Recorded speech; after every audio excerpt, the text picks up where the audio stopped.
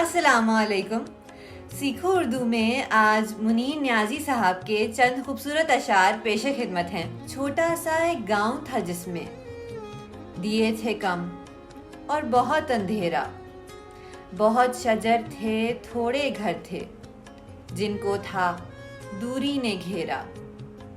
इतनी बड़ी तन्हाई थी जिसमें जागता रहता था दिल मेरा। बहुत कदीम फिराक था जिसमें एक मुकर्रर हद से आगे सोच ना सकता था दिल मेरा। ऐसी सूरत में फिर दिल को ध्यान आता किस ख्वाब में तेरा। राज जो हद से बाहर में था अपना आप दिखाता कैसे। सपने की भी हद थी आखिर, सपना आगे जाता कैसे।